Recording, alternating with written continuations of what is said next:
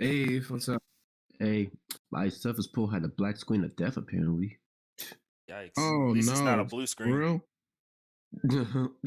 Yeah. But it was easily handled. Just had to hold the power and the volume up, and then things got unloaded. So yeah, it was weird. First time that. What's the difference? What's the difference between black screen and blue screen of death? Blue screen, that's your OS, man. Yeah. Once your Yeah, I OS know is the dead, though, blue that's screen done. one. I don't know the black one. What's that one? It means your power's off. Yep. Right. You, Avery, making it sound like your laptop about to reach its last wit. You can't go no further. Yes. Nah, Your this laptop's fine. man has that Ray J OS.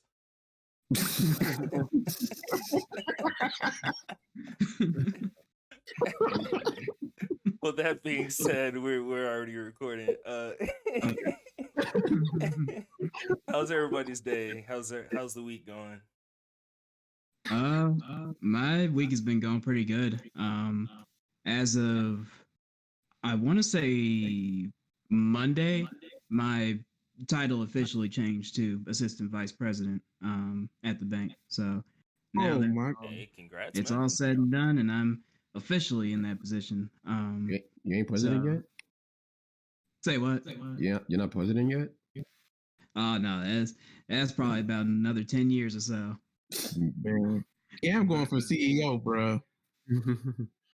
Going for CEO. I mean, shoot. Make it happen. Let me hold $1. The wedding to pay for. You get a car. You know they give you a free car. I'm pretty sure with how cheap the bank be, they'd give me a T-shirt, be like, "I became CEO," and that's it. That is actually really accurate. But yeah, everything's been going good at work. I'm actually expecting my folks to call in another half hour, an hour, to discuss more on housing stuff, because I'm I don't know if I told you, Sean, but I'm looking at purchasing a house this year. So I've been on the hunt for some houses in the area, or somewhat around Charlotte. Like I've been looking at places in Concord, Matthews, and even in the University Siri. I almost said cereal in the University City area. And so I've been doing a lot of prep work for I want to say half a year now. So I'm planning on getting something going pretty soon. So definitely keep me in your prayers that works out just as intended. Definitely. All right. Anyone else? Ave, how's your day going? This going all right. Today I had I'll say intense interview, but it worked out well because I managed to answer all the questions like the client asked for. Honestly, it's supposed to be like a short meet and greet call. Then some other guy stepped up. It's like, okay, let me ask you all these tech questions. I was like, oh no. But the help of my assistants, I answered all of them manually. And how did I celebrate? I went to sleep and I committed sin by eating Taco Bell. So again, I know.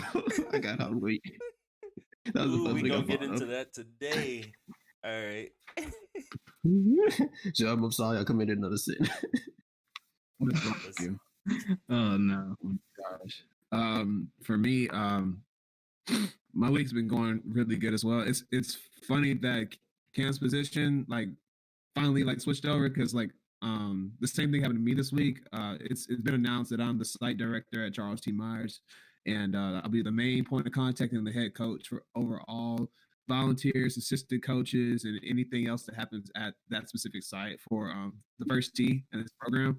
Then also they did this shout out thing for Black History Month, and they used a picture that I was modeling with and stuff. So my homies from when I was a kid, we were on the program together, hey man, you need that check from that photo because it's all over the first tee, everything.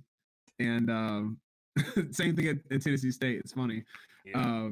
That photo's still there, probably. So, yeah, probably. Yeah. So it's just it's funny, and I'm just really grateful because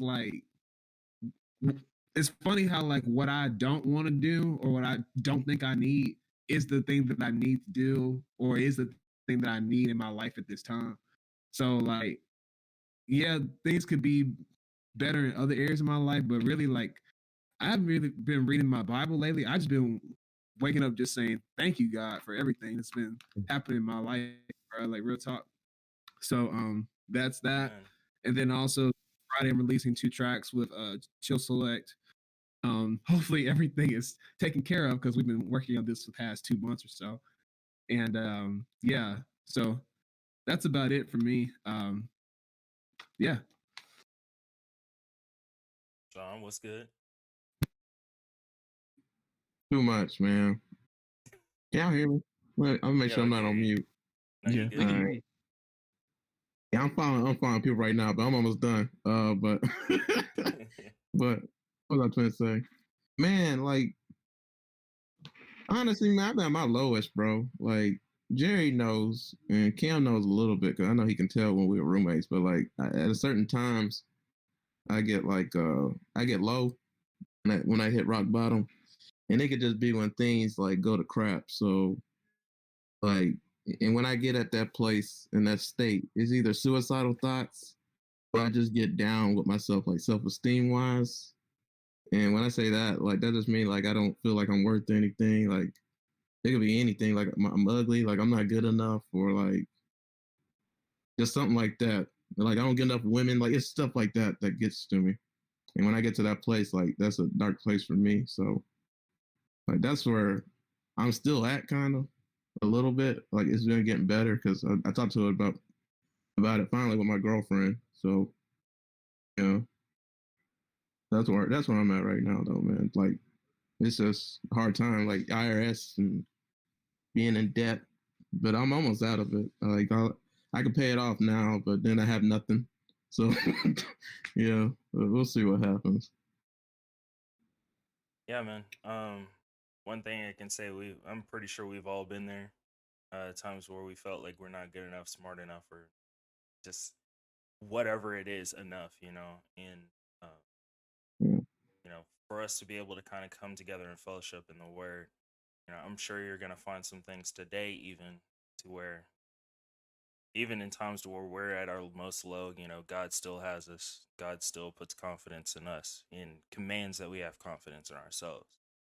And so, the fact that you're still talking it out, you came and be able to join with us and be able to talk through the Word, and we'll see what God has to say about it today, and we'll make sure we pray over it. Okay, man? All right, sounds good. Yeah, things will get better. Anthony, I know we're some new people, but if you have anything you want to report this week, we're glad to hear it. Yeah, no, I'm just chilling, kind of listening, and I'm doing good myself. I'm off work for about a week, so I'm just chilling. I feel it. Yeah, sounds good. Good to hear from you. Anytime you want to chip in or chime in, feel free. For me, man, this week has been insane. Doing the work of 2 different teams. Found a couple of defects in some testing work that I was doing today, so I feel great about that because I gave somebody else some work finally. And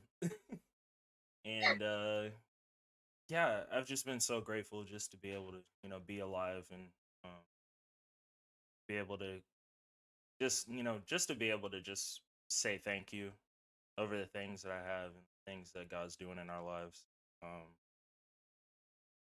So yeah, nothing to really complain about, and I know this is just the start, especially because I think this is the first week of Black History Month, and so this is our month, and I'm gonna make sure each day I'm gonna make sure I reflect on the things that our ancestors and people who came before us and people who are still alive now, kind of paving the way for our culture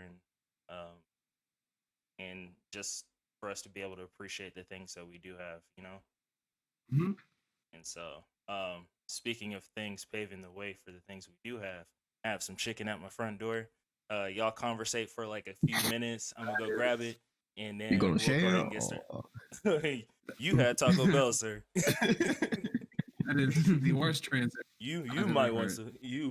some Pepto, bro. I'll be right back. Did I you was just gonna say go to that- Taco Bell, but I ended up going to Rapway. What's for Rapway? sure. It's like Mediterranean Subway. Sound like rats. Pretty. That's Rats about to as eat. accurate as a statement as I can as far as that restaurant's concerned. It's literally like the most healthiest fast food option. Like I won't even count it as fast food because it's like, well, it is obviously fast food, but it's really healthy, man. Like I love that place if I just want something like to eat, but not kill myself. So maybe you should try Mhm. it. Hey, have y'all had tzatziki's before? Tzatziki's Mediterranean cap?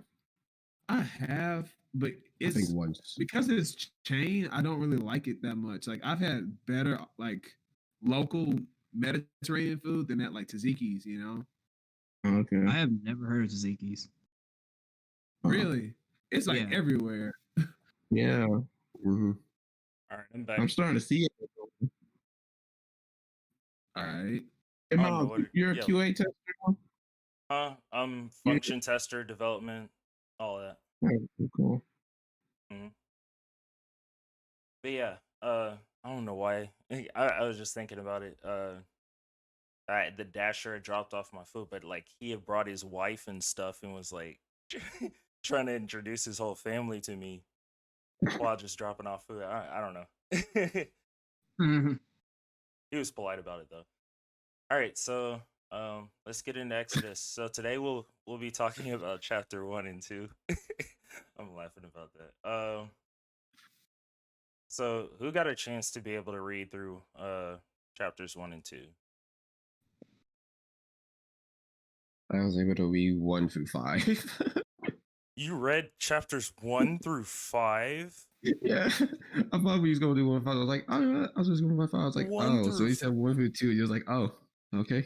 I think Oh I know my why it is because I think he may have misread it as the next session being chapters 1 through 6 of Exodus, and then the next session just covered other 5 chapters.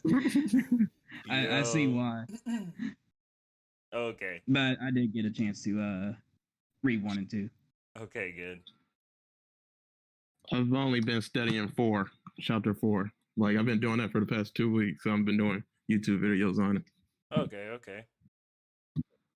So yeah, today we'll be kind of getting started with Exodus. I know it's been a while since we've gone through Genesis, and so hopefully you guys remember kind of where we left off with that. To kind of give us an intro to Exodus, I'm in the Bible app right now. I'll probably read that little intro section, and we can go ahead and kind of kick it old school the way we used to, just go, paragraph by paragraph, and get speak out our notes and stuff like that. And so I'll just go ahead and start with the intro. Book of Exodus, Leviticus, and Numbers continue the story of how God formed the nation of Israel to play a special role in his plans for the whole world. When the Israelites were enslaved in Egypt, God came to them and worked powerfully through Moses to deliver them. At Mount Sinai, God revealed his laws to Moses, including the 10 Commandments, and confirmed his covenant with the young nation. Israel built the tabernacle or tent of meeting so that God could live among them. The people then traveled through the wilderness to the land of Canaan. The boundaries between the books of Exodus, Leviticus, and Numbers are not sharply drawn. The key structure throughout the books relates to the various places the Israelites stopped on their journey. Each location is noted, and the events at each one are described. The key location is Mount Sinai. The second half of Exodus, of all Leviticus, and the beginning of Numbers describe what happened or what took place there. Need my water. Leviticus specifically contains the laws or regulations the Lord gave to Israel. Numbers reports how the people were organized into fighting force and moved towards the promised land. Numbers reaches back across Leviticus and Exodus and repeats the phrase that structures Genesis. This is the account of the family of Aaron and Moses. Numbers chapter 3, verse 1. And approximately we hear this phrase for the 12th time as the 12 tribes are being organized into a nation. Near the end of Numbers, prophet Balaam, I think it was Balaam, says to Israel, "May those who bless you be blessed, and those who curse you be cursed." This recalls God's promise to Abraham in Genesis, "I will bless those who bless you, and whoever curses you, I will curse." These references show that together these books tell a single story of the beginning of God's redemptive work in the world. Okay, so that's the intro. So yeah, today's chapters 1 and 2 kind of give an overlaying theme and kind of a good intro as far as what God is going to be conveying to us throughout Exodus, at least for this first half. And so I'll probably ask that one question a little bit later, but first, who knows what Exodus actually means, or has a sense of what it could mean? Anybody?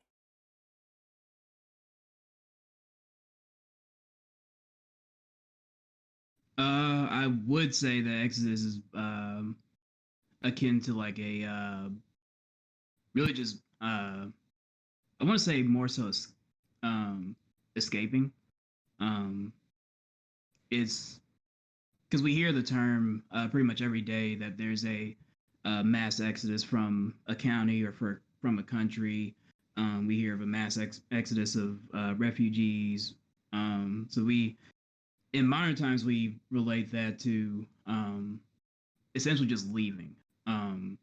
Right. But in this case, within this chapter, it's more they are escaping, but at the same time, they're being guided away from their current situation. Right. And so that's actually like really spot on. And so keep that in your mind as we go through these two chapters, and we'll be kind of thinking about what exactly are they not necessarily escaping from, but I looked at Exodus as being more of like a mass migration away from something, you know, or a big turning away from like a certain thing. And so, Can I say what's up? the meaning of? I was gonna say, can I say the meaning of it? I found out. Yeah, go ahead. It was how Google posts is like a mass departure of people, especially immigrants. Immigrants. And another similar meaning is like the departure of Israelites from Egypt. Right. I kind of think that makes more sense. I mean, Exodus, when you have the word exit kind of on it, now that I think about it more. Yeah. And so, let's get into it. Who wants to read the first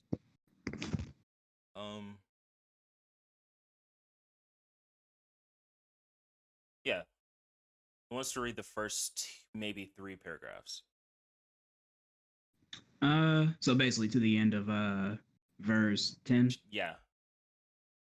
Okay. Yeah, I got you. All right. These are the names of the sons of Israel who went to Egypt with Jacob, each with his family: Reuben, Simeon, Levi, and Judah, Issachar, Zebulun, and Benjamin, and Naphtali, Gad, and Asher. The descendants of Jacob numbered 70 in all. Joseph was already in Egypt. Now Joseph and all of his brothers and all that generation died, but the Israelites were exceedingly fruitful. They multiplied greatly, increased in numbers, and became so numerous that the land was filled with them. Then a new king, to whom Joseph meant nothing, came to power in Egypt. Look, he said to his people, the Israelites have become far too numerous for us. Come, we must deal shrewdly with them, or they will become even more numerous, and, if war breaks out, we'll join our enemies, fight against us and leave the country. Okay, good. Anyone have any points or notes towards this, or something they noticed? Yeah, for this one, really from through that last paragraph, I kind of akin this specifically like the first part, verse 8. I really like relate that to how the uh black community is right now. And I say that because there's a lot of things that can happen in 30 years, let alone probably I think it was close to maybe, what was it, 200 or so, up to this point. Like we, as we probably noticed, that there's been a severe lack of solidarity within our community, where we eventually became so focused on the ideal image of being that tough gangster on the street, or that tough black dude that doesn't need help from anyone else, that looks down on anyone else that isn't themselves. We've really become fragmented from I want to say 30 years ago, but the 70s are no longer 30 years ago. They are now 50, I believe. Yeah. So about probably 60. Oh my god. But but back in those days, it was a lot easier to get together with your fellow man in times where we were being extremely oppressed by those of a different color.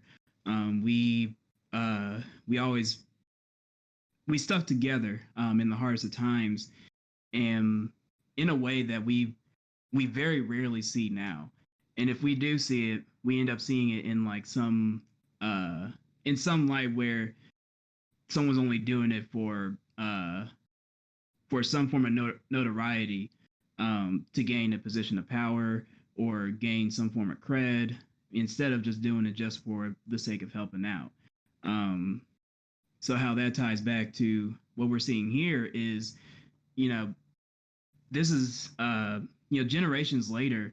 You would think that, with such a very good and strong relationship Jacob had with the Pharaoh at that time, you would think that over time the prejudices of the Egyptians towards the Israelites would have waned over time, as they continued to live together, and they would eventually grow to tolerate each other. Because at that time, they were still, when Jacob was still alive, they still viewed most of the Hebrews as lower than them, because a lot of them were shepherds. And for whatever reason, they saw shepherds as lesser people, to the point where they would say, "Oh, don't." They would probably tell their children, "Don't go play with that Hebrew person, because their parents are shepherds, or they're below us." But you would think something like that would improve over time, but in fact, the exact opposite happened, to where eventually got to the point where, instead of living side by side, they ended up subjecting an entire group of people to forced labor, off of grounds of misplaced fear. Like, when you read this, it it makes you wonder, why they would be so afraid of the Israelites that they've lived together with for so long. They may claim that, oh, if a war breaks out with another country, they'll move over to the other side and overthrow us. Well, why? Why would they want to do that when they've been living in this place for so long, and it's been their home for a very long time? They only wanted to coincide with the Egyptians that housed them for so long, and they came together in times of hardship. And so it's just like, so much can happen with time, and that's something that I had picked up from this. Okay, a lot of great points there. Anyone else? I was just basically say like how this was kind of reference the events that happened in Genesis, like how the old generation Joseph and his brother kind of died and is onto a new generation or so. There's like yeah, when she's like, okay, there's a new chapter, meaning like not new chapter, new book, meaning like there's a new era, new generation, a new story is being told. Okay, I was gonna see if you were gonna go a little bit deeper into that, but that's good. Because I Keep can't be going. Cam's deep. No, it's all good. It's all good. It's all good. Anyone else? And if you don't have anything, it's okay.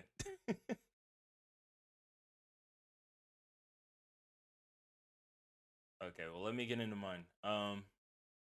So from the start, you know, we get a bit of a kind of a trace from where we left off in Genesis with Jacob's family, right? And one of the coolest things that we see is like in um, verse 6 going into verse 7.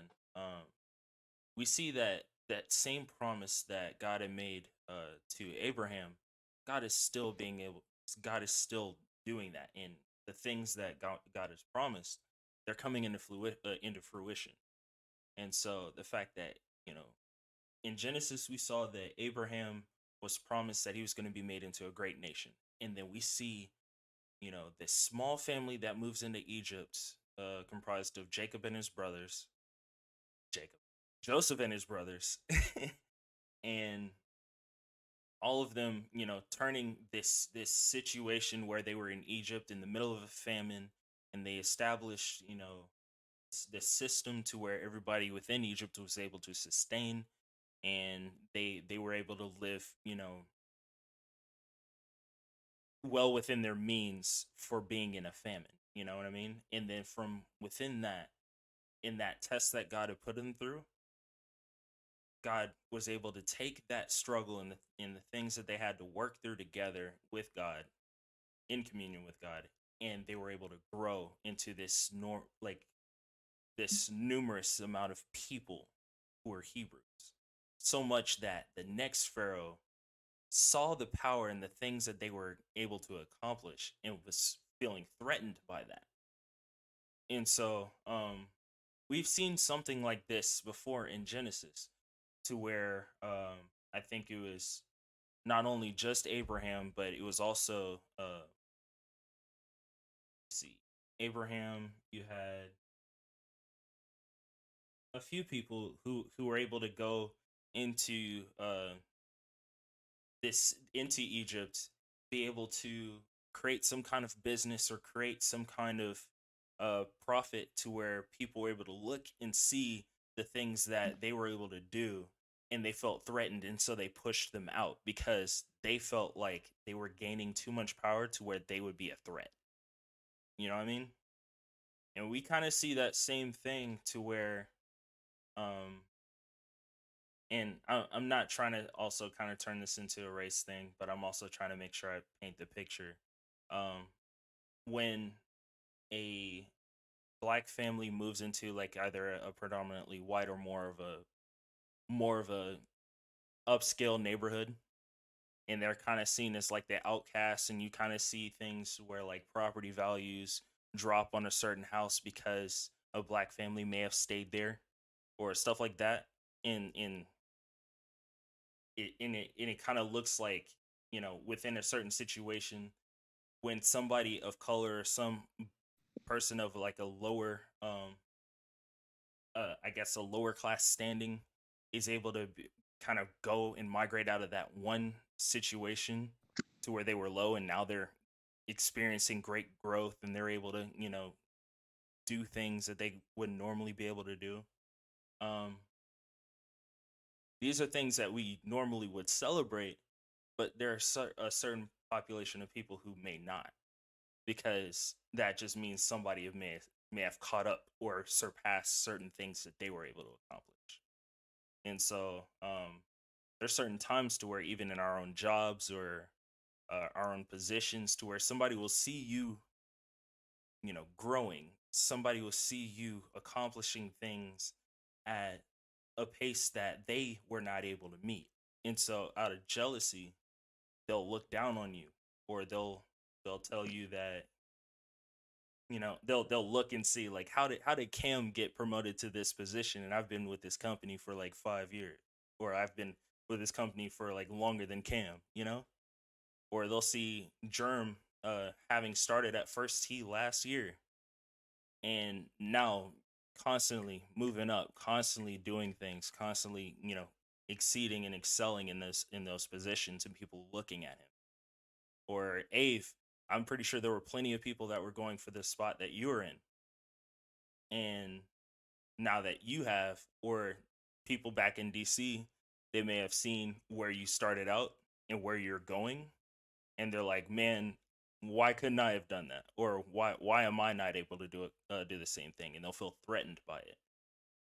And so we kind of see that same thing again here, to where they see the Israelites, these people who are Christ followers, and they're growing with in their belief in God, and God is pushing them and growing them as a population and building them into a nation.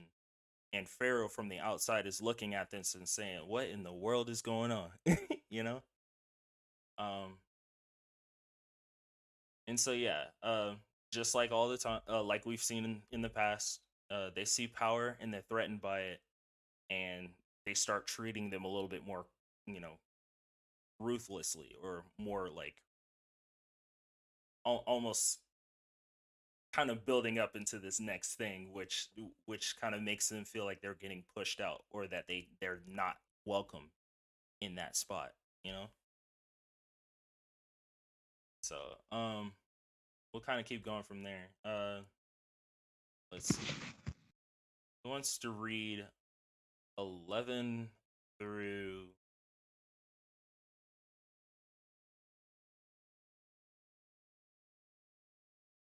1 second?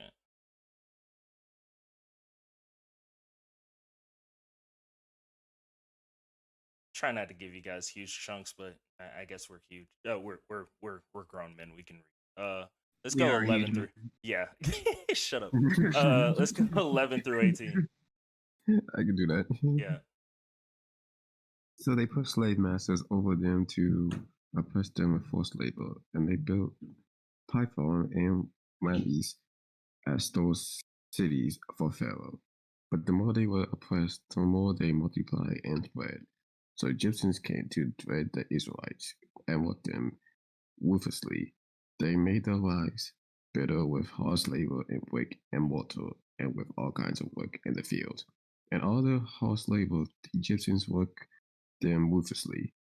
The king of Egypt said to the Hebrew midwives, whose names were Shiphrah and Puah, when you are helping the Hebrew women doing childbirth on the delivery stool, if you see that the baby is a boy, kill him. But if it's a girl, let her live. The midwives, however, feared God and did not do what the king of Egypt had told them to do. They let the boys live. Then the king of Egypt summoned the midwives and asked them, why have you done this? Why have you let the boys live? All right. So, any notes on this, guys? I know part of this kind of plays into the last few paragraphs. Yeah, any points? For me, I wanted to point out verses 12 and 13 that but the more that they were oppressed, the more they multiplied and spread. And so the Egyptians came to dread the Israelites and worked them ruthlessly. One is that the verse of 13 and stuff, and worked them ruthlessly, is separated from the rest of the sentence, because I think like maybe in Hebrew they didn't use exclamation points or bold or something. I don't know. But I think the separation of this verse shows like how bad it was. That it was worth only a short sentence to put it by itself. So that was one thing that's really stood out to me. And the other thing is, there's something to be said about the more that you are oppressed, or the things that are worthwhile are never easy. And like you're gonna go through rough times and hard times, and when you're down and stuff, like it's a part of the journey and the process of what you really want sometimes. And it doesn't mean that God has forgotten about you. And we'll see that, later on the verses to come. But it's just something about, like, for instance, with our people, like the more that we were oppressed, the harder that we fought back with injustices and with the civil rights movement. And it's really funny that we're starting Exodus during Black History Month. Like that's wild, right? And like, especially when you know about slavery and where like hymns and slave songs come from, the slaves started to view themselves as the slaves in the Bible, and they forgot about the rock gods and the sun gods and everything else that they were introduced to in West Africa and in Nigeria. They started to witness who Yahweh, who Yeshua, who Jesus is, and all these things. And by reading the Bible and learning how to read, they gained their faith in it. And there's a lot of like slack that's been thrown at the Black church recently in the past 20 years or so. And how like Christianity is the white man's religion, all this blah blah blah, this other crap that a lot of people argue and stuff with. But if people would just read, and this is not a race thing, but like if people would just read for themselves, they would know, like, dang, like that's what I went through, or that's what I'm going through right now. And it's already been done thousands of years before me. And if the Lord was present then, he's still present now. And so it's just something about like every time you think that someone's gonna push you down, every time you get back up, like you become stronger and more fruitful. And then that makes your enemies be even more aware of your power. And even that is something to say about Satan himself. You know what I'm saying? Like the more that we're tempted, the more that we sin and we reconcile and repent with God, and we keep going back. Like Satan looks at that stuff and be like, dang, I didn't get him. I can't, Yeah. And so like that's how our relationship with Christ is too. It's a lot to say about that, man. But it's just like he will never forsake you or leave you, and that even though you are oppressed, you will survive. And I won't say be on top, because sometimes that's not what God wants. Sometimes he just wants you to be in relationship with him, not necessarily be seen and stuff like that, So that's something that really spoke out to me in that section alone. Good stuff. Yeah, definitely. Anyone else? Any other points?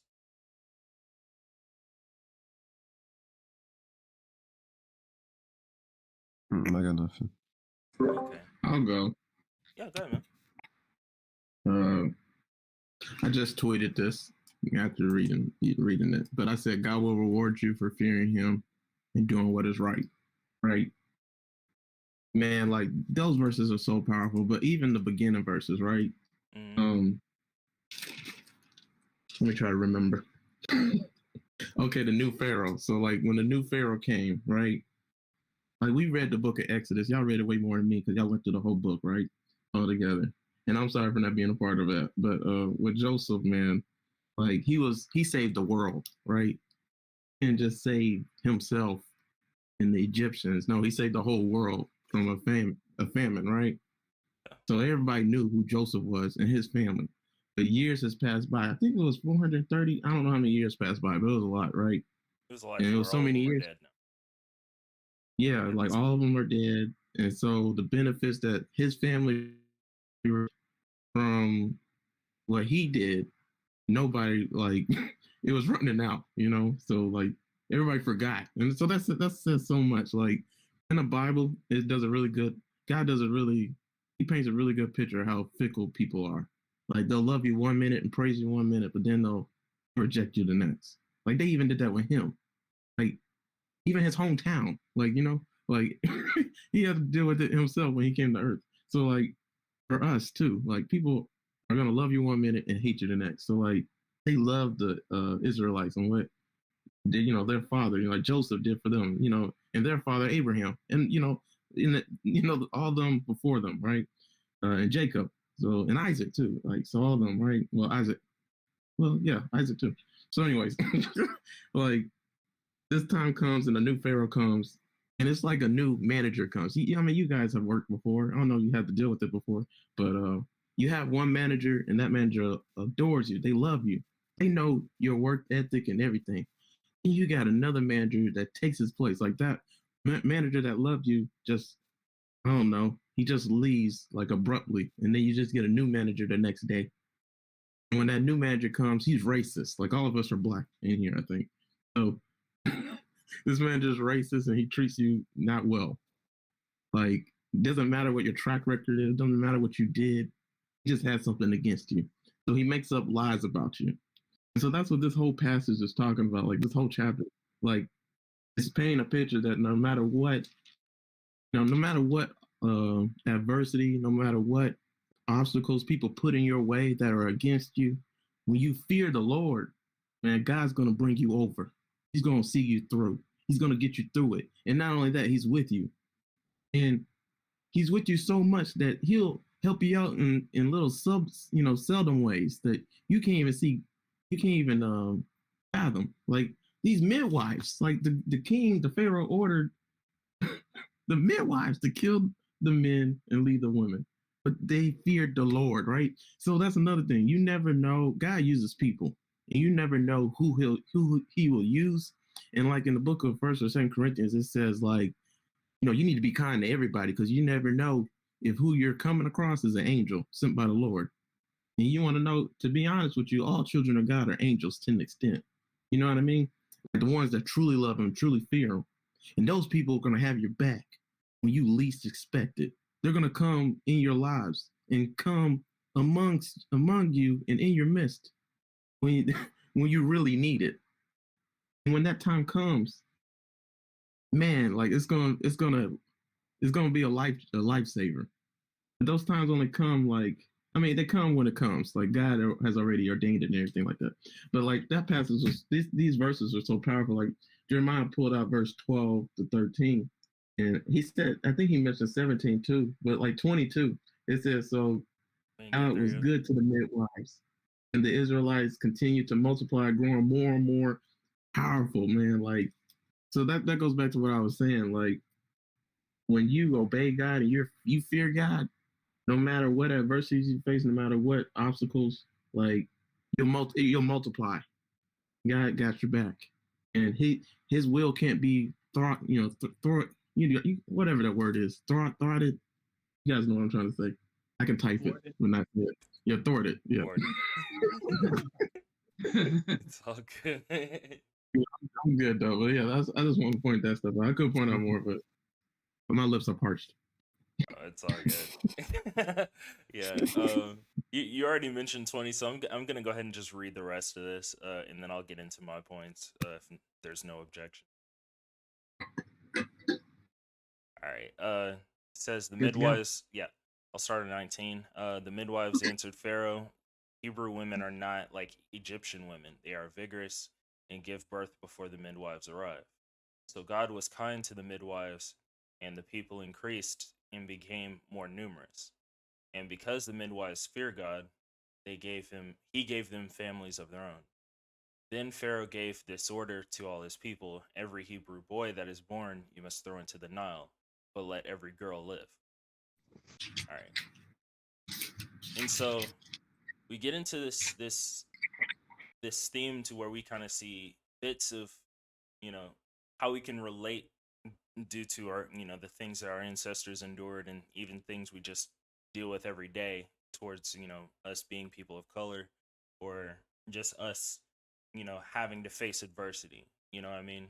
And there was another thing that I kind of thought about in kind of reading some other Bible studies on Exodus 1. I kind of thought of some things. If you read through a lot of the things that, like through like verse 11 verse 12, things where we mention things about, being oppressed, things about being, treated ruthlessly, and things of being bitter and harsh and things like that. Um, a lot of these things kind of also relate to us being, um, kind of being held captive, can't speak today, captive by like sin. You know what I mean? And so when we look in Exodus, we hear about we hear what Exodus is as far as uh, a mass departure from something or a mass escape from something. In this, you know, these people are being challenged by somebody who does not believe in God, who believes in certain different things about them, and forces them to endure so much like harsh torment or just cruelty in all these different forms.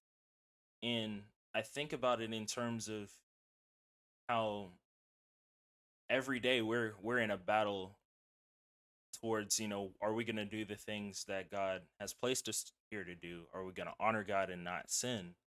Or are we going to be held captive to the sin or the things that we're addicted to because we want those things?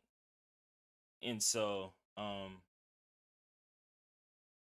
reading through this, I kind of thought about how, you know, kind of what Sean was mentioning before about how the Hebrew women, because they want to still be able to be in in good standing with Pharaoh. They had this choice to either, kill a child, a baby, or to obey God. And they chose the side of fearing God more than they feared the world. You know what I mean? And I think Mhm. even towards kind of addressing some of the things that even Sean, mentioned to us um earlier on when we started Bible study, as far as, that feeling of not being good enough, or that feeling of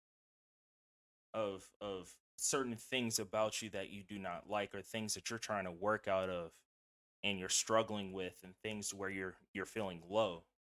um in this, God put an expectation on them that as long as you still, remain within in my will, I will make you grow into a great nation.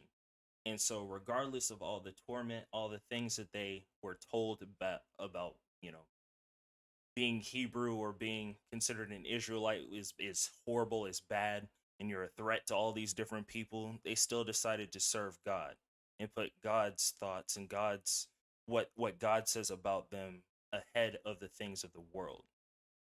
And so, when we read through this, even in the middle of being tormented, being treated horribly, God was still allowing them to grow. God still had his hands on them and protected them, to where even as the torment continued to grow, even as the the the feeling of being treated bad continued to grow, God still allowed them to even move further because of it. And so there's times in our own lives to where we're going to be faced with sin, and we're going to have to choose the side of feeling that temporary comfort of doing this thing that we want to do, or serving God. And it's going to be spiritual and mental warfare within ourselves. And we're going to come down on ourselves so hard in the fact that when we do mess up, we're going to feel like, we can't get right. Or we're going to feel like, there's something wrong with you, or there's something wrong with me, things like that. But we still need to continue to keep our vision on God and God's word. And even through being able to endure through whatever harsh torment, whatever feelings that we have towards ourselves or towards other people, or certain situations that don't work out the way we want them to, or things like that, we keep our mind on what God says, and he'll continue to allow us to be able to grow and be able to move further past whatever we're feeling in that moment. You know what I mean? And so, that's the big thing that I kind of noticed within Exodus 1, in the sense that even when feeling oppressed, even when feeling, you know, weighed down by all these different negative things that are trying to come for their lives, trying to strip them of everything that they worked for, everything that God has been able to speak into their lives to be able to happen, they still need to be able to trust God wholeheartedly to be able to get them out of that situation. And because of it, God allows them to be able to grow. And so, that's kind of my points towards this. And so, yeah, anything else on Exodus 1 before we move on? Nothing from me. I got something else. You know, Yeah. I get a question. I get this question a lot. Like people ask me, like, well, like overly religious people and narrow-minded people, they be like, "Man, it's never okay to lie. You always have to tell the truth. Even white lies will send you to hell." You know, like, and then just refusing to submit to authority. If you refuse to submit to authority any kind of way, like that's not biblical. Like you shouldn't do that. But we see in this passage, like there's a time and a place for everything. Like there's a time to refuse to obey authority, and there's a time to obey authority. Like Daniel, to say that it's not okay to obey authority is to say Daniel should have knelt and bowed down to the idols that the king of Babylon told all the Israelites you had to bow down to. You know, same thing here. Like these midwives who feared the Lord, like refused to do what the king himself, Pharaoh, like I don't, bruh, like this dude had the most power on the earth. This was the highest superpower on earth at this time. They beat the Israelites, so it wasn't them anymore. So, like these guys were intimidating. So the person who had the most authority in the world, who everybody else listened to and obeyed, midwives said, "Nah, we can't do that." And then they lied to him too, knowing that it could lead to death.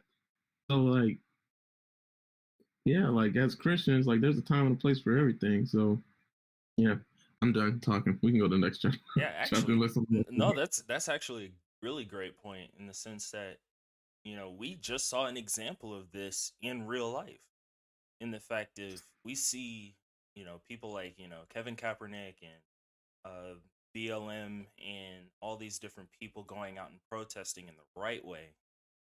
And then we see people storming the Capitol and doing things out of selfish gain, or doing things out of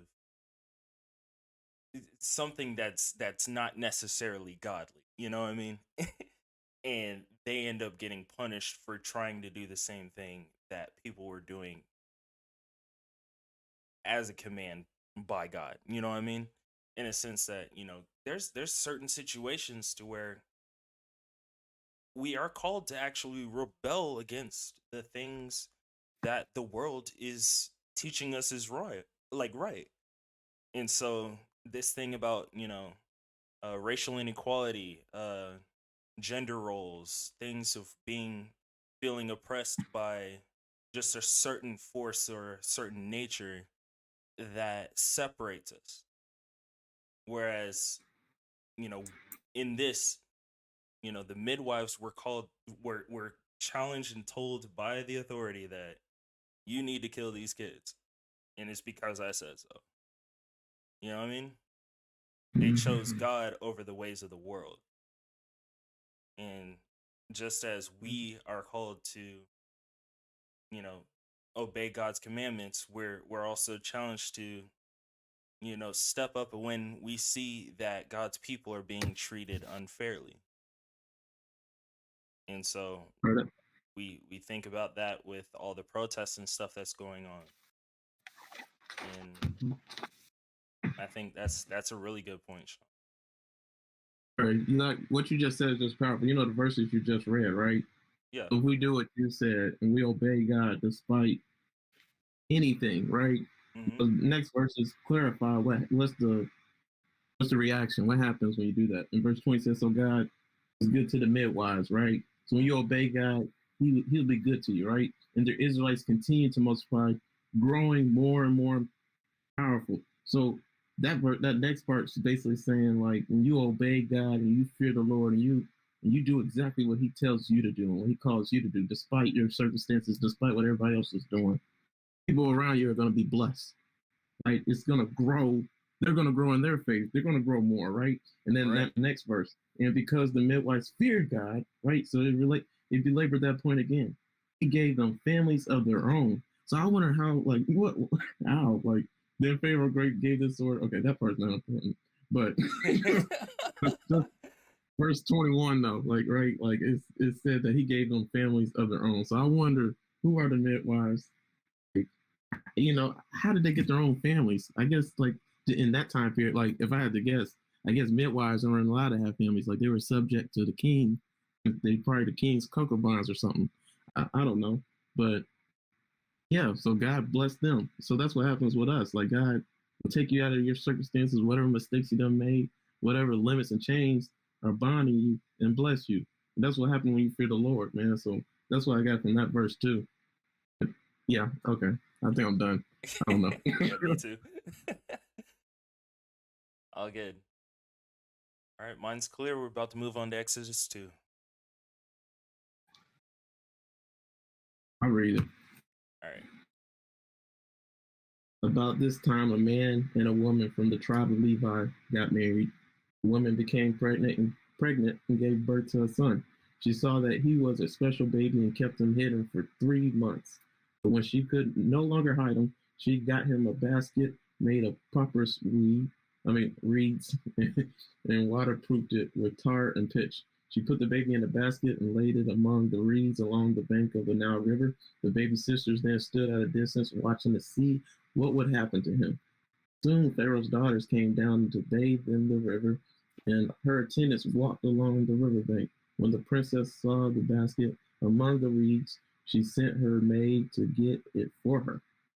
When the princess opened it, she saw the baby. The little boy was crying, and she felt sorry for him. This must be one of the Hebrew children, she said. When the baby sisters approached the princess, should I go and find one of the Hebrew women to nurse the baby for you? She asked. Yes, do, the princess replied. So the girl went and called the baby's mother. Take this baby and nurse him for me, the princess told the baby's mother. I will pay you for your help. So the woman took her baby home and nursed him. Later, when the boy was older, his mother brought him back to Pharaoh's daughter, who adopted him as her own son. The princess named him Moses. She explained, I lifted him out of the water. Amen. Go ahead and stop there. So any points towards that? Any notes? So, as you guys know, I'm like super into like history and stuff when it comes to the Bible. And something that I just kind of realized today as I was reading, Moses comes out of the tribe of Levi. Mm-hmm. And that means that both of his parents, well, mostly his father, because at that time women didn't preach, but they were the priests that like God called them to be priests and be holy specifically, and they were the interceders between God and his people.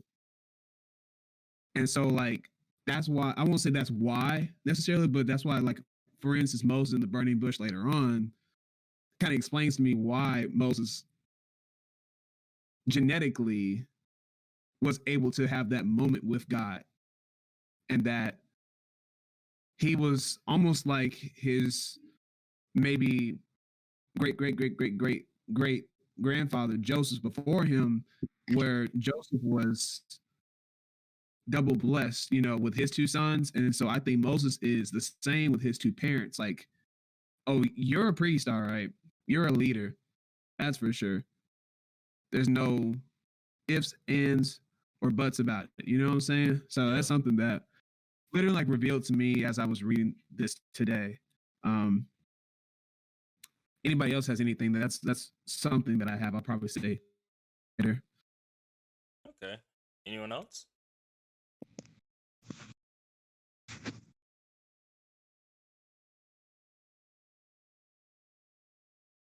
Nothing? Nothing for me on this one. Okay. Kind of nothing for me too. How I discovered well, first found out about the Tale of Moses was I was young and I forgot what movie it was. Well, I really of watched yeah, it was that one. Was it was what really kind of first got introduced to like the Tale of Moses. Yeah, really different, isn't it?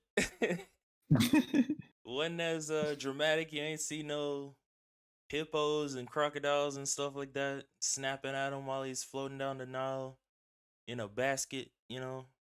Little girl wasn't singing with a little precious voice and stuff like that in the background. Nothing like that. They just put it in the basket and somebody peeped it and they were like, wow, it's a child in this basket. That's it. Yeah. Oh, I have a question about this. So I'm actually kind of confused. We can talk about this together. So his sister. Wait. So in verse 7, whose sister as Pharaoh's daughter? So it's Moses' older sister as Pharaoh's daughter. Okay, so that's clear. And so then she got her own mother, so their mother to come back and nurse Moses in the same place, right? Okay. So his mother raised him. Yeah, so his mother still raised. But they didn't know because they just grabbed some female slave, right? Yeah. Look at God, right? So, yeah. So here's the funny thing. I assume the Egyptians, as smart as they were, they're kind of stupid in this case. Like, you didn't see that he looked mama when he was 5, or something should have gave it away that he looks like her. I read commentary on this. They said that I can't say his mom's name. It started with a J. Have y'all seen it before? It's like Shabed or something. No, I've never seen his mom's name. Okay, I'll type it out. I forgot what it was. Yeah, I forgot what it was. Yeah, I put it in the Zipporah. Yeah.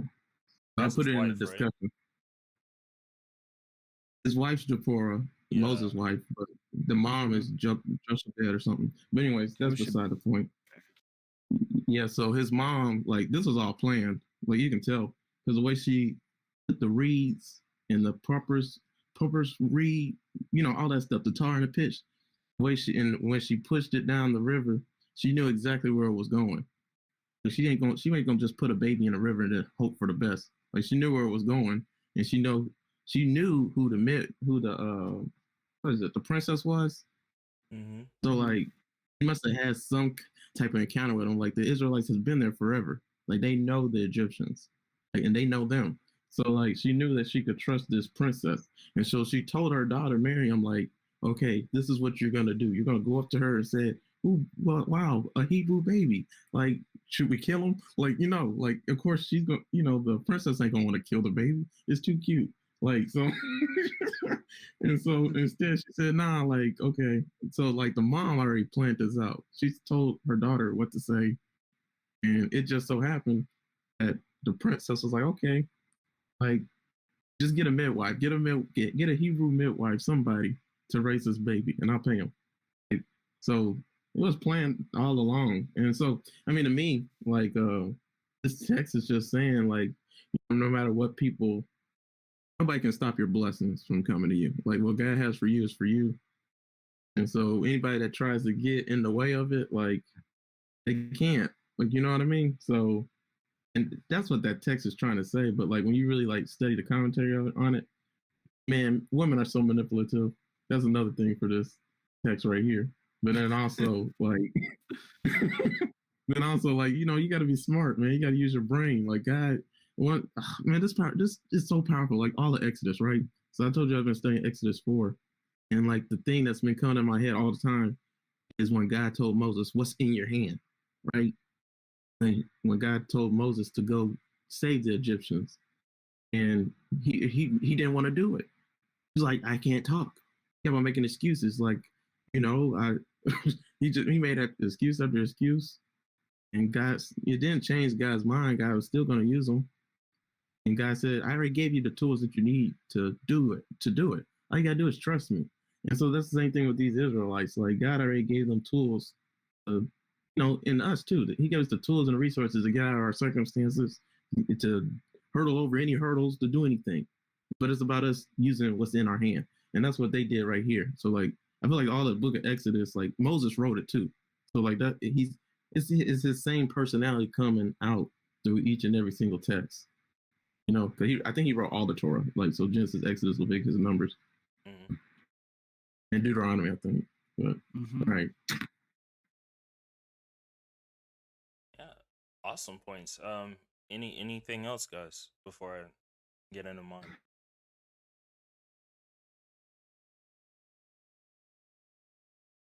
Okay.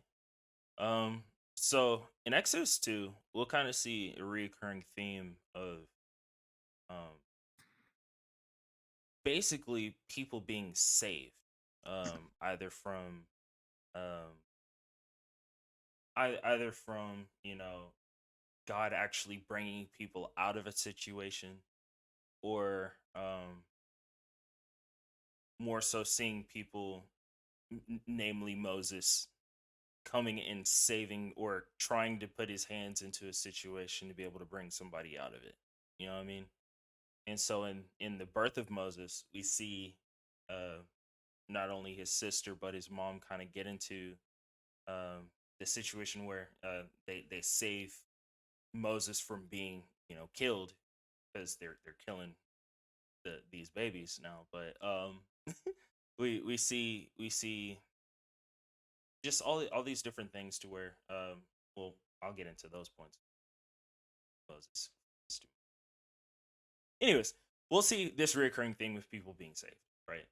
And one of the things that I kind of wanted to point out, and I was hoping somebody was going to point it out as well, in verse 3, we kind of see these asterisks, kind of like an aside next to the papyrus basket. Did anybody take a look at that by chance? Yes, I looked at it, but I forgot to write it down. But yeah, that was really cool. Yeah. So I know that when Noah, go ahead. Oh, man. When Noah built the ark, he used pitch and tar like to seal it. So I'm guessing he probably used cypress. I know he used cypress. Okay, so I guess papyrus reeds are probably the same thing too. But I don't know. In the notes I had, well, is it the Hebrew can also mean ark, as in Genesis chapter 6, verse 14. Right. And we know exactly what the ark was able to do, not only towards proving God's existence and showing what faith can do, but that ark literally saved humanity. You know what I mean? And so when you look at this papyrus basket, it saved Moses. And who does Moses go to save? You know what I mean? And so so I thought that was huge. And then see something. Sorry. Oh man, I think I lost it. But yeah, I thought that was like huge, in the sense that immediately something to where I'm sure they don't know about Noah and the ark. They can't possibly. That was like so many years beyond their time. You know what I mean? And so the fact that the daughter and the child herself was able to kind of build this basket out of similar things that we used to build the ark, I thought that was huge. But the next thing that we see that I noticed was towards, once again, this bloodline being through Levi, or the Levites, in a sense that what did Levi do for his brothers? I think Levi wasn't Levi the one that stood up to Joseph when he was getting ready to not necessarily he was going to actually kill his brother, like his youngest brother, but Levi kind of, or am I getting that name wrong? Was that Simeon? It might not be Levi. I thought it was I thought it was Simeon. I might have messed that up. I thought it was Judah. Was it Judah that said something? I don't know why I feel like it was Judah. Let me look through the notes. Yep. Well, this is Bible thought I had study. a It's point, all yeah. good. This is just Yeah. Bible study. Yeah, I thought at a point in the sense that if we look at kind of that, just once again tracing that bloodline of, you know, who Levi was to his brothers, as far as I think Levi was the one that saved Joseph from initially getting killed. Wait a minute. I think Levi was the one that killed all those people in that city when their sister got raped. Right. Him and Levi and Simeon, because their tribes were going to be not inseminated. What's the, I don't know, they're absorbed. So their two tribes, I think it was Levi and Simeon. Mhm. Levi's tribe gets into Judah's tribe, and somebody else's tribe gets absorbed in somebody else's tribe, which leaves rooms for Joseph's two sons who are going to be tribes of their own. But yeah, I think that's more so what it was. That Levi, I think that's the amazing thing to me, is that Levi killed all those guys and he was still chosen to be the priest, like, and his people, like his descendants will be the priest for his nation, essentially. That's wild. Let me check my notes. Yeah, because I want to say that. Hey, it was Judah that sold him, like told his brothers that we should just sell him into slavery instead of killing him, because everybody else Yeah, wanted to kill him. Yeah. Okay, so that was Judah. It's been a minute. Never mind then. I'm gonna erase that point.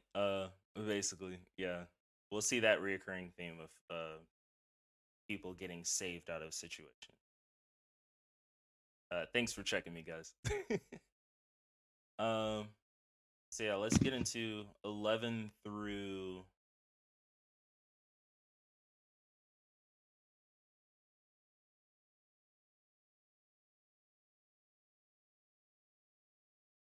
Yeah, let's get to 11 through 14. Somebody read that for me. To read. Yeah, go ahead. Okay, so one day after Moses had grown up, he went out to where his own people were and watched them at their hard labor. He saw an Egyptian beating a Hebrew, one of his own people. Looking this way and that, and seeing no one, he killed the Egyptian and hid him in the sand. The next day, he went out and saw two Hebrews fighting. He asked the one in the wrong, "Why are you hitting your fellow Hebrew?" The man said, "Who made you ruler and judge over us? Are you thinking of killing me as you killed the Egyptian?" I'm sorry. Then Moses was afraid and thought, "What I did must have become known." When Pharaoh heard of this, he tried to kill Moses, but Moses fled from Pharaoh and went to live in Midian, where he sat down by a well. Now, let's stop there for now. Oh, did I read past 14? Did you say 14? I did say 14, Okay. but I'm glad you went to 15. Yeah. So, any notes on this, guys? So the part where it's like, "Why are you hitting your fellow Hebrew?" Like, and we can take it from a humanity standpoint, but since it's Black History Month, I gotta talk about this right here. Oh, Like, it's like how it's just like how we treat people of color, and with Black people, like, we just want to like down each other. And it's something like when you try to challenge the thoughts of your own people, they try to make you seem like you're saying that you're a better person than them, but it's not. It's just like how you examine a situation outside of someone is very important to not only your growth as a person, but also their growth as well. Because sometimes when you're in a situation and you're doing something wrong, you can't necessarily see it yourself because you're inside of it. But when someone's outside of you, they can be like, "Oh, well, you might not want to hear this, but you might need to improve this." And so I think that's just how like people of color treat each other sometimes as well. You know, that's just something I thought about. Yeah. Anything else? Good points, man. Yeah, kind of similar to Jim. It's like at one point it's like, oh, why are you going against on best bet 14? It's like, man said, who made you the ruler in judge of us? Think of kill me as you killed each other. And it kind of was like when work gets out fast and you're a judge, like based off your history or what you did previously.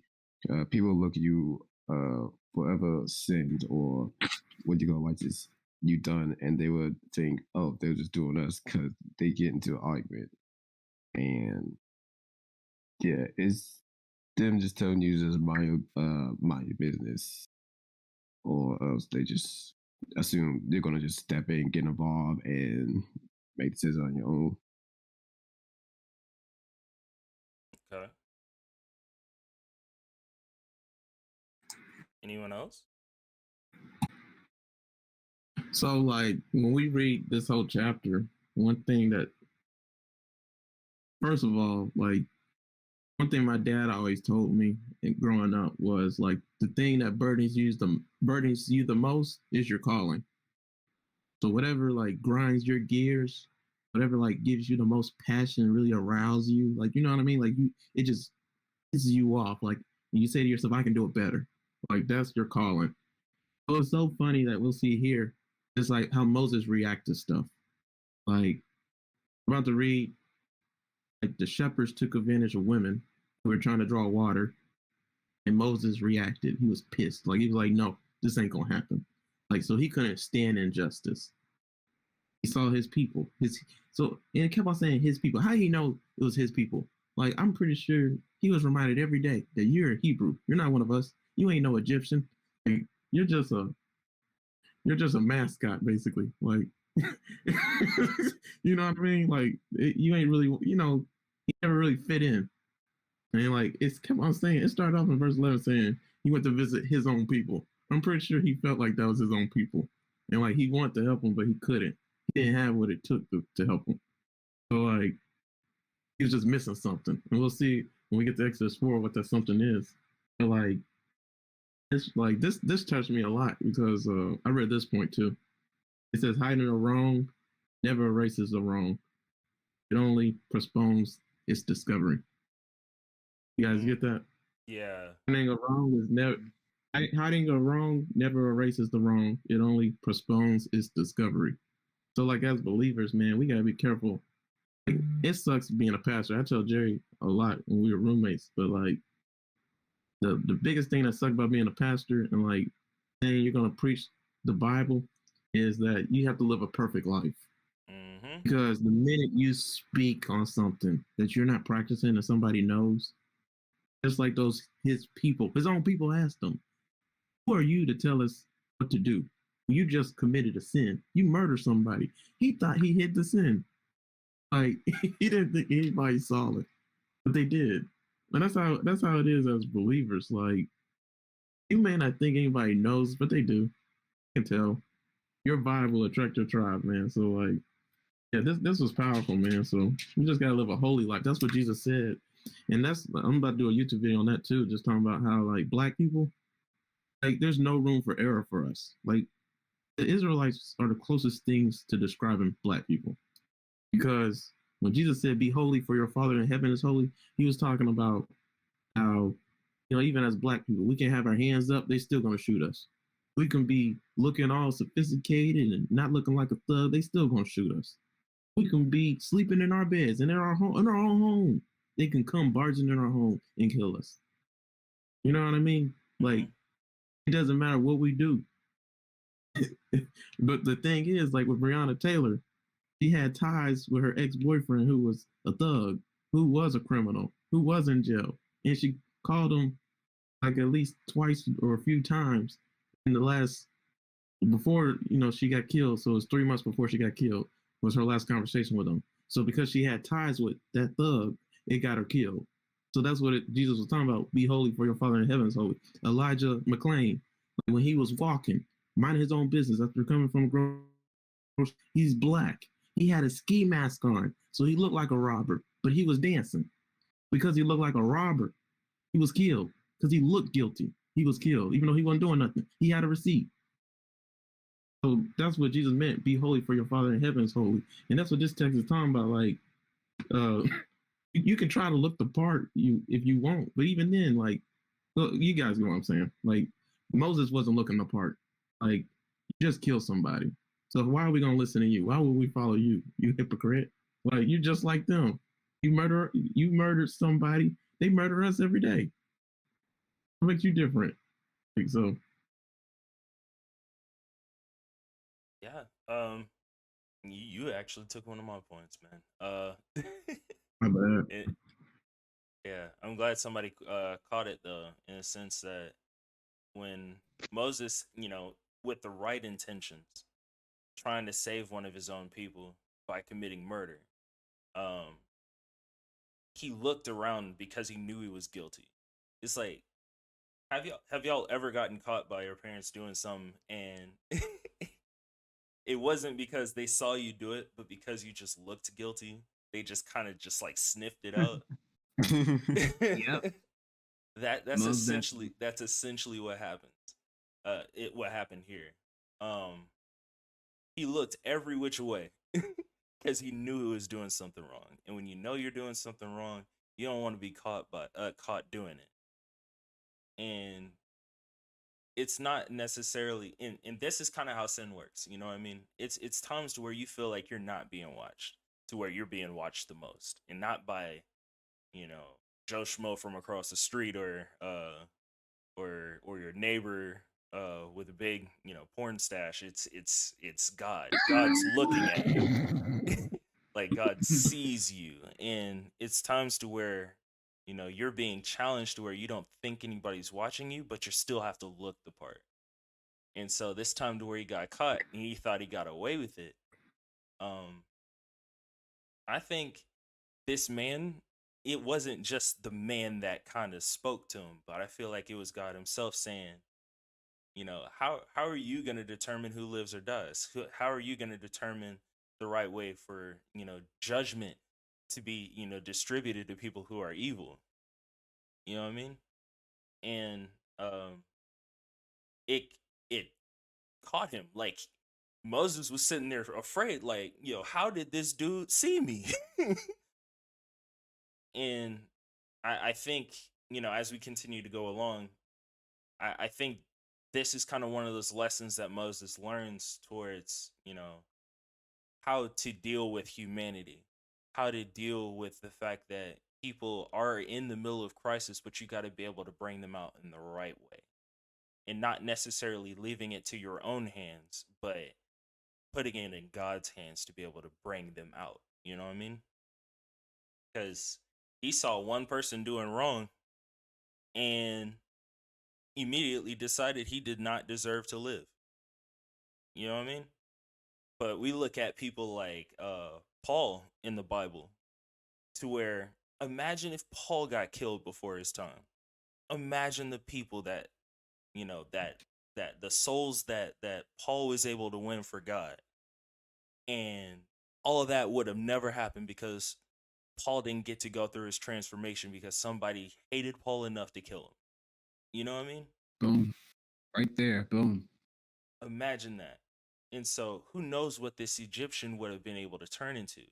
Who knows what God would have been able to do to be able to change this one person for the better. And so we look at, the struggles and the things that we've gone through, in that, we'll look at, how Donald Trump ran this country, and we'd be like, man, how did nobody shoot this fool yet?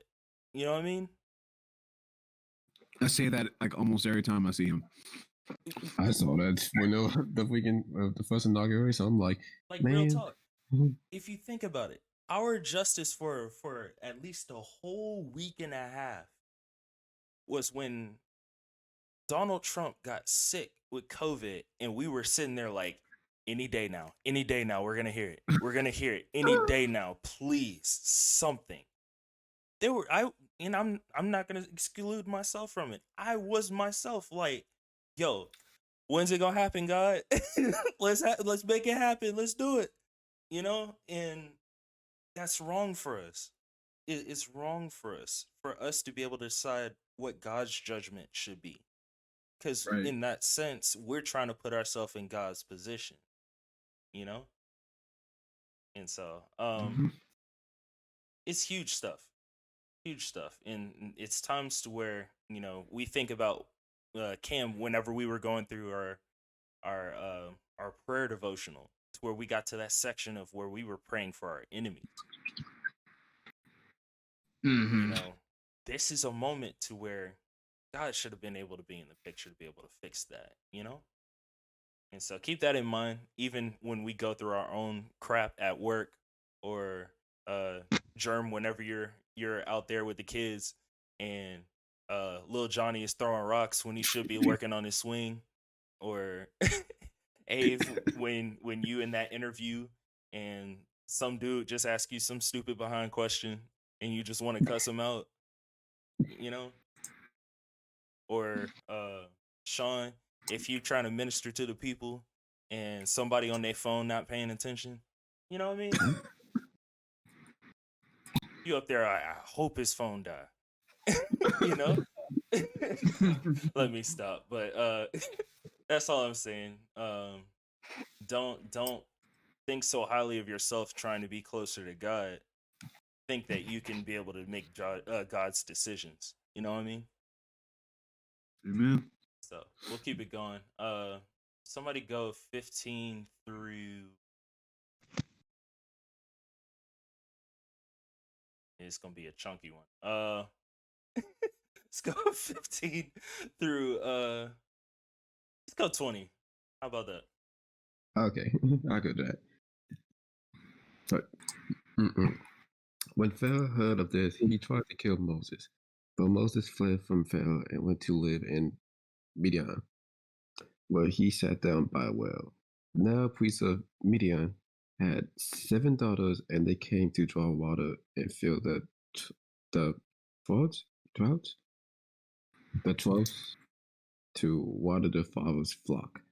Some shepherds came along and drove them away, but Moses got up and came to their rescue and watered their flock. When the girls returned to Raiu, their father, he asked them, "Why have you returned so early today?" They answered, "An Egyptian rescued us from the shepherds. He even drew water for us and watered the flock." "And where is he?" Raiu asked his daughters. Why did you leave him? Invite him to have something to eat." All right. Anything on this? I know I kind of cut off a certain part of this. If y'all want me to read the rest of this, we can, so you can get Can your we points. Go ahead and do it. I can read the rest. Oh, okay. Go ahead, get you a swig of water before you start. Swig of water. And where is he? Okay, I did that. Moses agreed to stay with the man who gave his daughter Zipporah to Moses in marriage. Zipporah gave birth to a son, and Moses named him Gershom, saying, "I have become a foreigner in a foreign land." During that long period, the king of Egypt died. The Israelites groaned in the slavery and cried out, and their cry for help because of their slavery went up to God. God heard their groaning, and he remembered this covenant with Abraham, with Isaac, and with Jacob. So God looked on the Israelites and was concerned about them. Okay. Yeah, so this is where I actually had something. So the part that drew my attention the most was the end of verse 22. I have become a foreigner in a foreign land. When I first read that, I was thinking like, oh, that's a very like redundant statement, don't you think? Like it like you could just say, I'm a foreigner in these lands, or I'm not a resident of this place, or I wasn't born here, I'm not from here. But instead he said, he made it a point to say I'm a foreigner in a foreign land. So I looked that up because I was very confused as to what exactly he meant by that, and I found out that his firstborn son's name is tied to his feeling at this time. because from what I found out was that it's from a Hebrew word or phrase of to sojourn, or essentially to think sojourn was to not leave, but it was like there or something. I would have to find the descriptions for that, but basically, I think it was something akin to an immigrant. So basically, his son's name was essentially, I immigrated here, or I immigrated there. Could you imagine just in our society being named after the current state of your parent? Like, say your mother and father were never married to each other, and then they had you, and your father would call you wedlock. Could you imagine that today? Like that, it just brings it brings much more meaning to how Moses is feeling at this time. Because from what I've learned is that at this point I'm sure he's happy with his new wife and child, but at the same time, it's not true happiness. It's more of he's more content with being in that land, and because we definitely know coming up is that he would definitely prefer to be back in Egypt and doing something about the injustice that his people are going through at this time. But instead, he's here living a what most would consider a pretty happy life, wife and kid, and not really dealing with the struggles of the outside world and stuff. But this is to him, this is tearing him up on the inside, because it's really just he doesn't he feels he doesn't have the power or the ability to go back and fix what had happened back then. And at this time, he's still afraid because he he's still on the mindset that I killed someone during my last outing there. Not only am I fearful for my life, but if I do go there and try to rally up the people, who will believe me? Because I killed someone. And at this point, word spread fast. He still has that guilt on him. And that was just something that really stuck out to me for this section. Wow, good points, man. I'm glad you That was did some amazing. research I've on never that. even Yeah, I didn't even know that. thought of I never thought of it that way though. But actually, Cam, you saying that makes me think of Sasuke or Itachi, essentially. Like, well, seriously, like how Sasuke was lied to his whole life, and he must have felt like that even with Sakura and then his daughter. Later on, like he's never had that sense of belonging. So yeah, there's some contentment with him and the standing with Naruto towards the end of the saga and everything. But it's like Sasuke was lied to all the time, man. Like he just never knew the truth, and that sense of identity and all those other things that he must have been going through his whole life that I could kind of actually put him, with Moses right now. That's amazing, Cam. I never thought of that.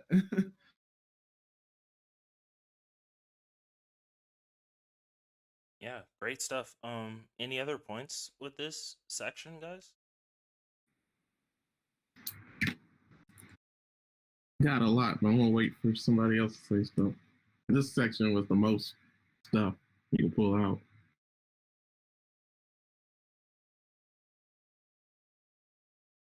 Go ahead, man. Let You her guys up. will go ahead. Right, but I'm gonna talk about the desert. Like the desert, man. Like God speaks in the desert, man. Like Bible just references the desert for a reason. Like the desert is a place that's hot, man. It's scorching heat. Like it's not a place you want to be. It's a place where you want water and you're lost. Like and then you see mirages, whatever it's called, like fake stuff, and you think McDonald's in the desert, and you're about to get a milkshake when it's not there. You run into a cactus instead. Like, this is the place, right?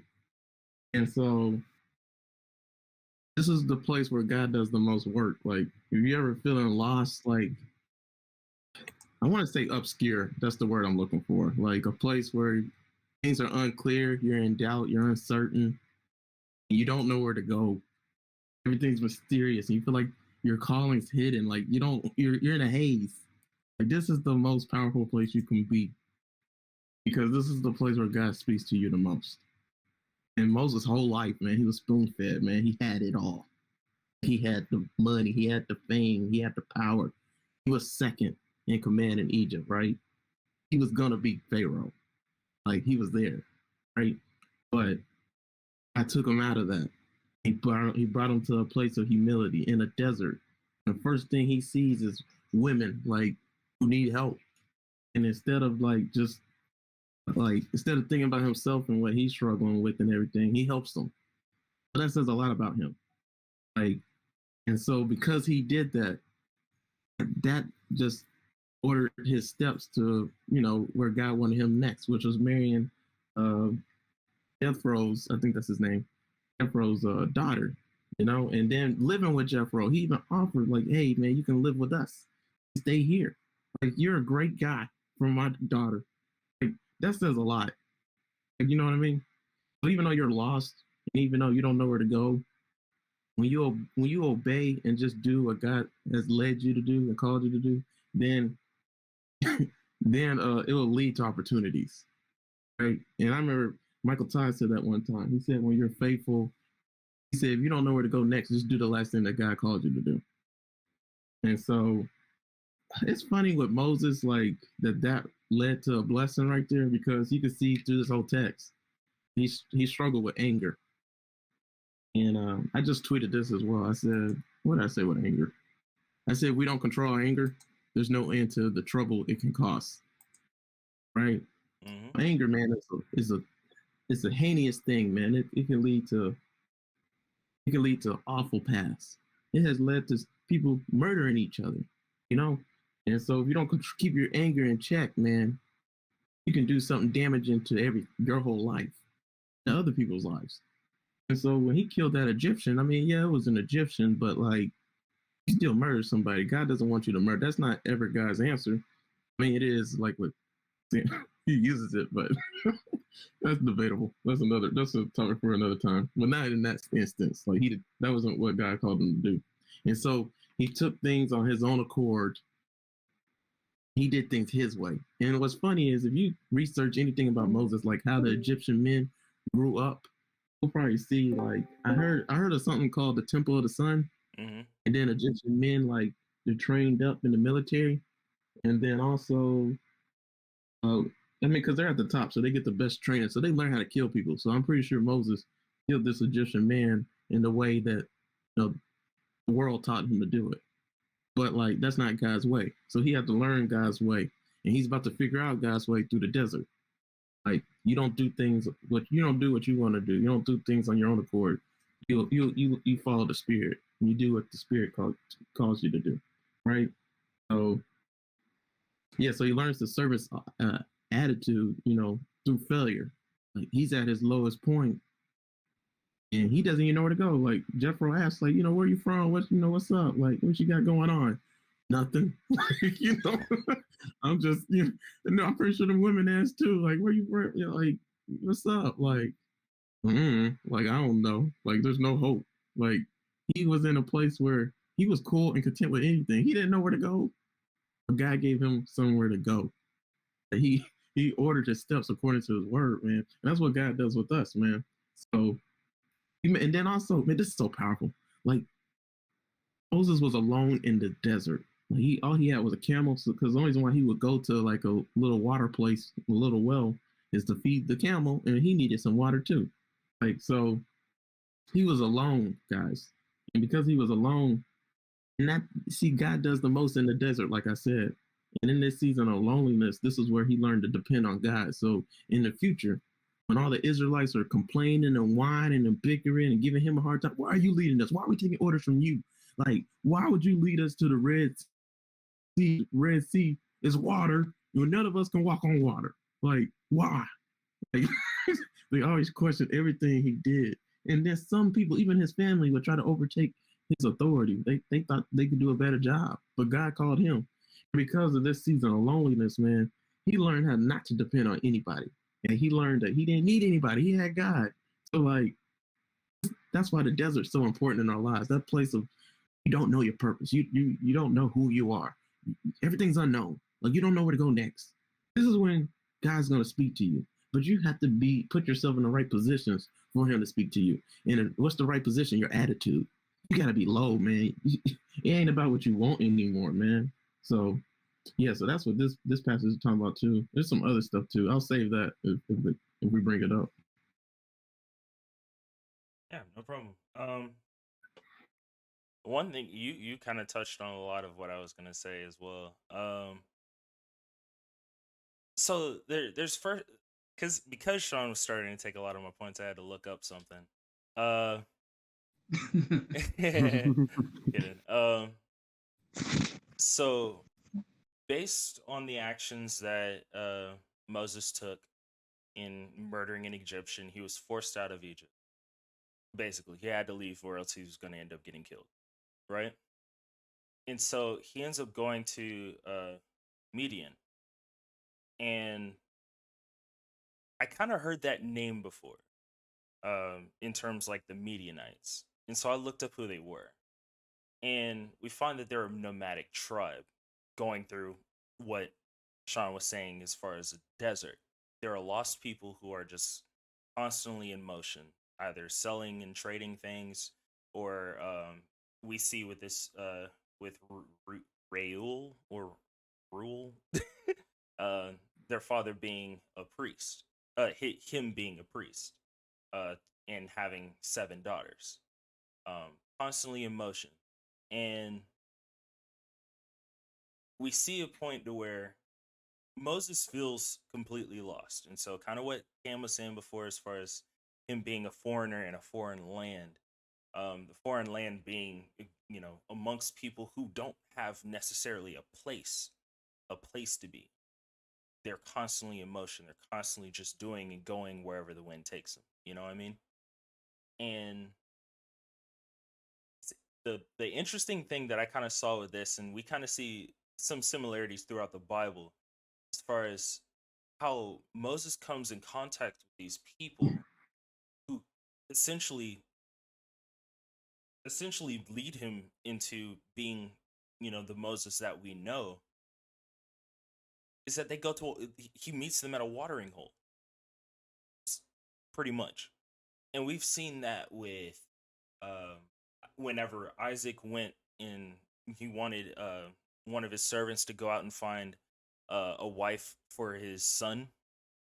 He sent the servant out to some place, and God talked to him and told him that this woman is going to qualify for I think it was Jacob's wife. You know what I mean?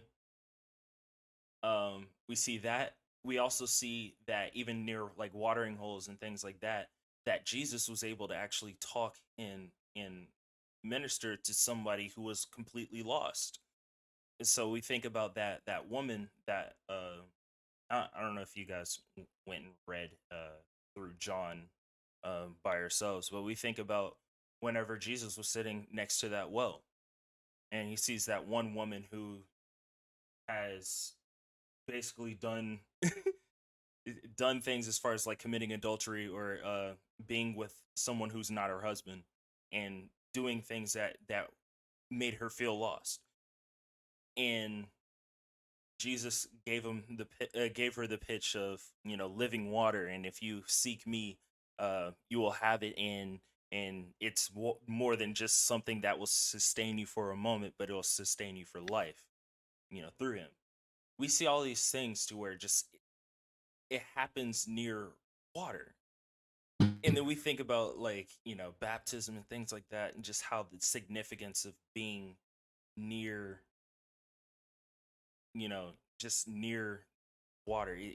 I think it's kind of insane. And so we kind of see a certain similar situation here to where with Moses having discovered these people, we'll kind of see this change going into, Exodus 3 and 4 to where, even in this moment where he has lost himself, he doesn't have an identity anymore. He feels like he doesn't belong anywhere because he got kicked out of his own home for trying to do the right thing. And yeah, I thought it was interesting. um and so yeah, anything else on this? I don't think I missed anything else, bro. So yeah, King of Egypt died. People crying out for help, and God is hearing it. And so we're setting up for God to be able to step in and intervene in these people, to be able to go and save these people. And so we've seen the way humanity goes to be able to try to save each other, whether it's doing the right thing or the wrong thing. We see that, in our own pain, in our own misery and stuff like that, that God hears us, and that in this situation, he's getting ready to intervene. And we'll kind of see a little bit more of that throughout Exodus. And so I don't know if we did. Yeah, Ave finished reading the rest of it. So yeah, is there any other points on this chapter that you guys have? We'll read it in Exodus 4, but it says that you saw how it said the king died, the king that wanted to kill Moses right here. Mm-hmm. Also, it said also all the Egyptians wanted to kill him too in those later verses too. I mean the earlier verses, and then also, and you'll see in Exodus 4, when God talks to Moses in the at the burning bush, he'll say, he said everybody that wanted to kill you is dead. It's been 40 years since he was gone from Egypt, right? Mm-hmm. And so, yeah, that was what I wanted to say was that is. I saw a quote. It touched me a lot, so I know it'll touch you guys. It says, "Outlive your critics, outlive your haters." And like, I would ask you guys, what does that mean to you? But it means so much stuff. Like a lot of times we hear a quote, we don't like try to maximize it. We don't try to like see where it can go. But outlive your critics. And Moses outlived his critics, man. The people who want to kill him, people who were against him, who had opposition against him, he outlived them. So how do we outlive our critics? We outlive them by just keep on doing what God called you to do. Keep on being faithful to what he puts in front of you. No matter what people say about it, no matter if they don't agree with what you're doing, and they even say it, and they even make you second guess why you're doing it. Just keep on doing it. Outlive your critics. And Moses did, man. Like, so that says a lot about like his story in that sense. But then also with the desert, man, there's 3 points I want to bring out. Like, the first one is anytime we're in the desert or life's hard and we're at rock bottom, we always ask 2 questions. We say, we think we don't need this, or we don't deserve this, or we think I'm tired of this. Like, this should end. But God got us in this season for a reason. Like, Moses was in this place for a reason, and God used it. He used Moses' mistake to bring him closer to God. And that is so powerful, right?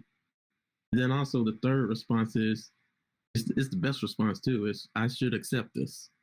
So the minute Moses accepted responsibility for his actions, which took 40 years, like and even then, like when God called him, he felt like he wasn't ready. He felt like, no, he even told God, like he made excuses. He made 5 excuses. Then at the end, his 5th excuse was, I just don't want to go. He finally said what he really meant. Like, just send somebody else. Like, I don't want to go. And God can't use somebody who ain't willing to move.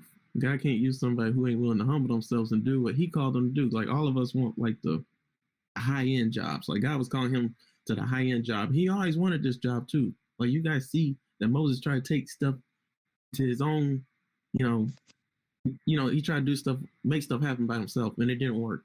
So now he's thinking, if I had to do it by myself, it's not going to work. And then God's trying to show him, I'm going to do it for you. But and Moses, he couldn't move no more. Well, he was like, man, I don't think that can happen. And God showed him sign after sign. And so until you accept what God's trying to do in your life and what God can do through you, he can't do anything with you, right? So God waits for us to accept where he has placed us. And he waits for us to accept what we have, what's in our hand, what in our situation, because all of us are different. So there's so much with this text, man. Like a lot of people want to be the mouth and the ear. They want to be seen. They want to be visible. So like when it comes to the body of Christ, we want to be the important functions of the body so we can be known. And I'm like that too. But like the most important parts of our bodies are what's in the inside. So our lungs and our heart. Without those, we're dead. Like, we're nothing. We can deal without a thumb or a pinky. So yeah, I mean, I want to say a lot more, but I've been talking forever today. All good. All right. Well, if there's nothing else from anyone, I think we can end it there. So just keep in mind, guys, the themes that I kind of have been kind of pointing out as far as, Exodus being a mass exit from something. And that something namely will be sin. Just spoiler alert. And then 2, the fact that when we look to getting help, when we want help, and we're looking for somebody to be able to provide it, that someone needs to be God. We don't look to the world's ways, the ways that the world has taught us to fix a certain issue, because we'll make mistakes following the world. But when we put our trust in God, God is able to work and move through us. Amen. So, yeah, just keep that in mind. Mm-hmm. Anthony, if you're still there, is there anything that you wanted to say? Yeah, no, I'm still here. Okay. Just kind of listening and don't really have much to say, but I enjoy listening, that's for sure. Okay, for sure, man. Yeah, man, no problem. Like I said, feel free to chime in anytime. I was trying not to put any pressure on you. You're good.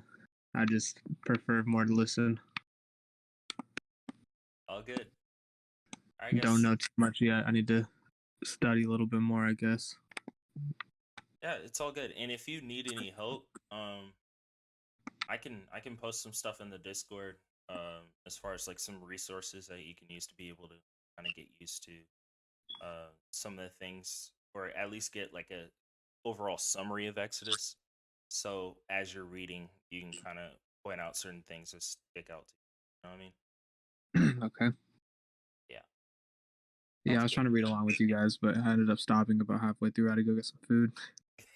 I understand, man. My stomach making noises. Mine's making noises for different reasons. Oh. Well, why? Just why? Well, it's a good thing because we're about to start getting into prayer. Good transition. So who wants to pray us out today? And I forgot to pray us in, so don't let me forget next time, guys. I'm sorry. I'm trying to be that guy, but No, go ahead. Be that guy, because how we gonna have a whole devotional and prayer and then I forget to pray? I didn't say it. You said it. That's what I'm hanging on to right now. It's all good. All right, so who wants to pray us out? I can start. And we don't have to do what we were doing before in devotional. If you want to pray, continue to pray. Everybody can, say, hey, I want to pray as well, but it's not mandatory like before. Go ahead. All right. Bow your heads and close our eyes. Well, Father, we pray you today. We thank you for this service and for this lesson that we put for you. Well, we thank you for all that you've done for us today and throughout the week leading to us. So we was not able to meet with you on Saturday, and we were still there in spirit and to receive your blessings and your teachings. Blah, blah, blah. Lord, we thank you for today, for all you've done for not just us, but for our families and friends who made it through the week in good, happy spirits. Whether they are down, sad, depressed, they still manage to find a way to go and live up for the week. Well, I pray to you today that the world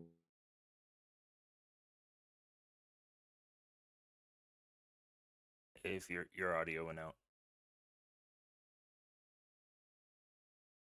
Okay, it wasn't just me that heard that. Yeah. Okay, yeah, I think we lost him. Yeah, I think we lost him. Can somebody keep It's it funny, going? he's still Just- praying. He's still praying. oh, you That's can good if hear he's him? still praying. Yeah, that's bro. yeah, let him keep going. Amen. Avery. Oh, did he finish? Nah, he No, didn't. he's just. He's messing with him. Hey, I'll finish for us. Oh, Help us in every avenue of life, Father.